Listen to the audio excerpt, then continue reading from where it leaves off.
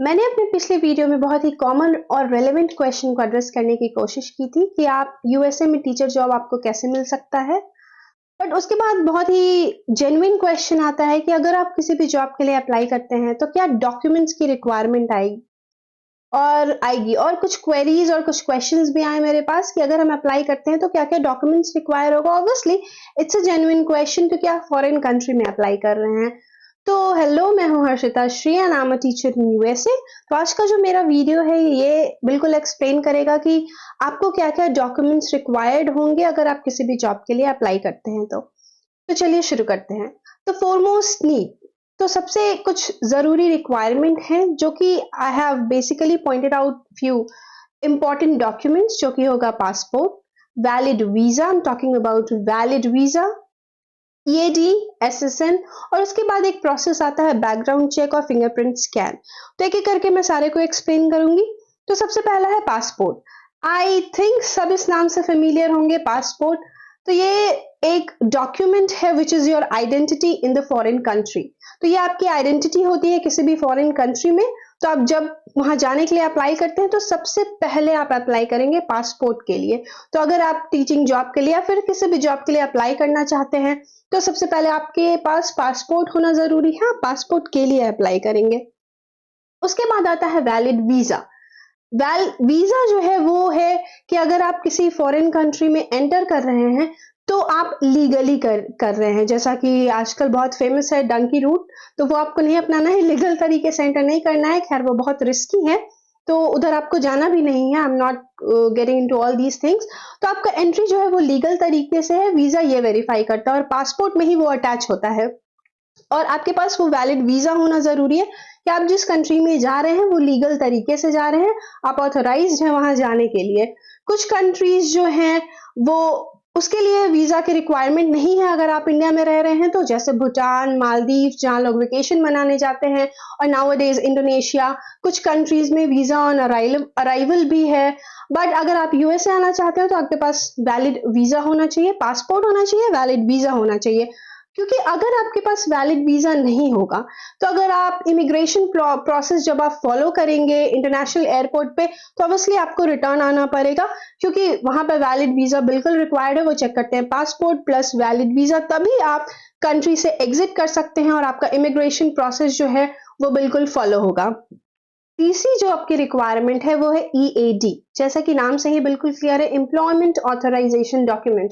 इसको अगर मैं सिंपल वर्ड्स में कहूं तो it is the work permit. ये अलाउ करता है कि आप यूएसए में वर्क करने के लिए बिल्कुल ऑथराइज्ड हैं लीगली। तो अगर आपको वीजा स्पॉन्सर करती है और अगर आप यहाँ आ रहे हैं जॉब लेके तो फिर आपके पास ये ईएडी जो है वो बिल्कुल अटैच रहता है, वो उसी में अटैच रहता है, तो उसको आपको बनवाने की जरूरत नहीं है। अगर आप अप्लाई करते हैं तो इसको बनने में अप्रॉक्स 60 to 90 डेज लग जाते हैं। पहले एक पेपर आता है जिसके थ्रू आप अप्लाई कर सकते हैं, बट जो वैलिड होता है वो ईएडी कार्ड होता है। तो जब आप किसी भी जॉब के लिए अप्लाई करते हैं, जैसा कि मैंने अपने प्रीवियस वीडियो में बताया था, लिंक्डइन के थ्रू अप्लाई करते हैं तो वहां एक कॉलम होता है दैट जो कि आपको फिल करना होता है कि are you authorised to work here. तो उसमें इस ईएडी की बहुत जरूरत पड़ती है, क्योंकि अगर आप ऑब्वियसली आप उस कॉलम को फिल करेंगे और जब आप इंटरव्यू के लिए जाएंगे इन पर्सन तो वहां पे आपका ईएडी कार्ड बिल्कुल मांगेगा कि आप ऑथराइज्ड हैं यहाँ पे काम करने के लिए।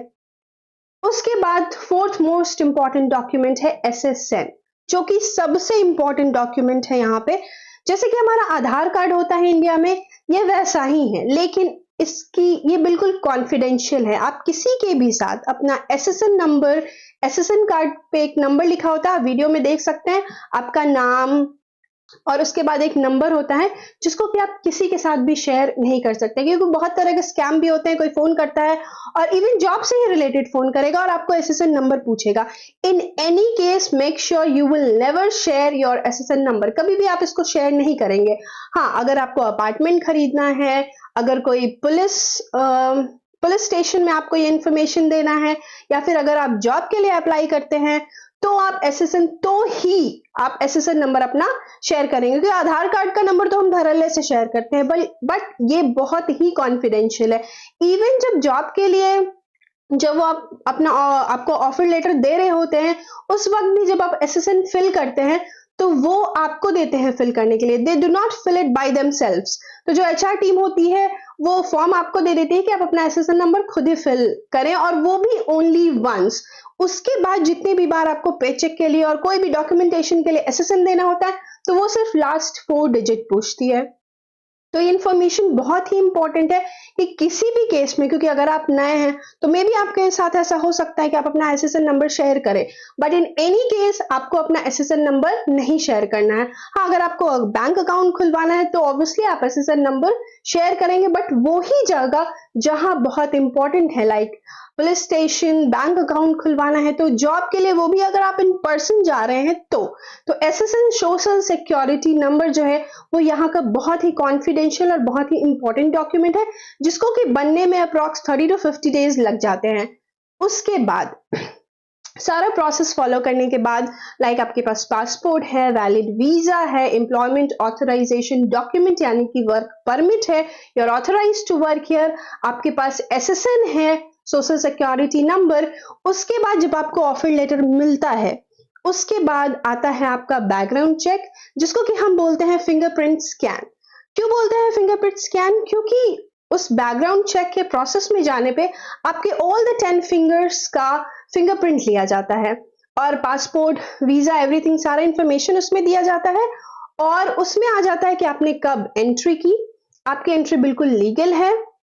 और इसका बेसिकली करने का एक सबसे इंपॉर्टेंट रीजन है कि आप किसी भी तरह के इकोनॉमिक डिफॉल्टर नहीं हैं, आप किसी भी तरह के डिफॉल्टर नहीं हैं, आपके अगेंस्ट कोई क्रिमिनल केस नहीं है, आप किसी भी क्रिमिनल एक्टिविटी में इन्वॉल्व नहीं है।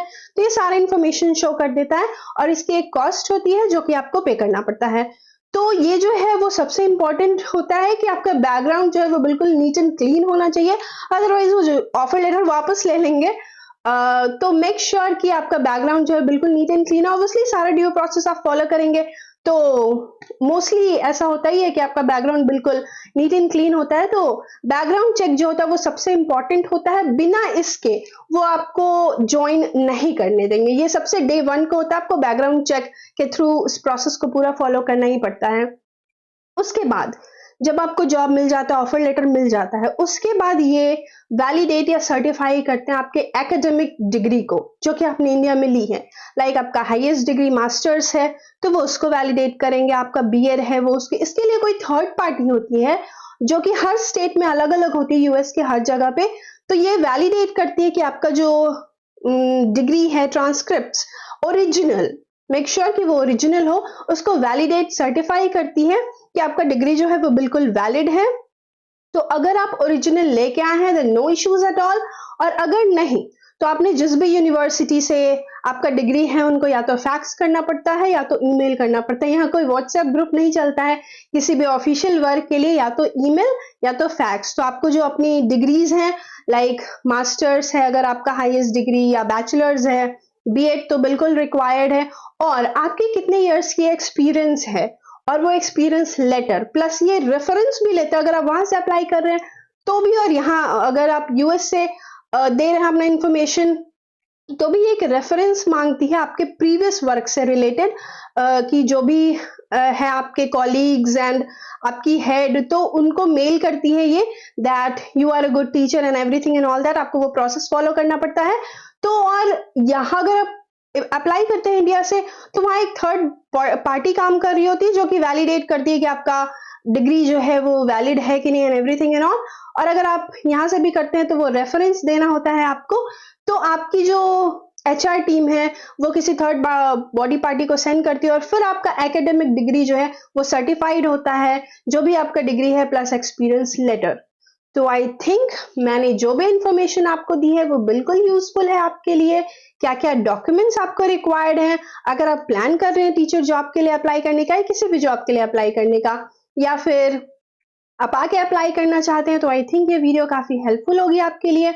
और अगर आपके पास जॉब से रिलेटेड कोई भी क्वेरी है यूएसए में तो फिर आप जरूर कमेंट बॉक्स में लिखें, या फिर अगर आपकी कोई भी क्वेरी है तो आप जरूर कमेंट बॉक्स में लिखें, बिकॉज अगर आप कमेंट बॉक्स में अपनी क्वेरी लिखते हैं then it will be a two-way communication and I think I'll be able to help you. So thank you so much for watching me, for giving your precious time. Do like, comment, share and subscribe. Thank you.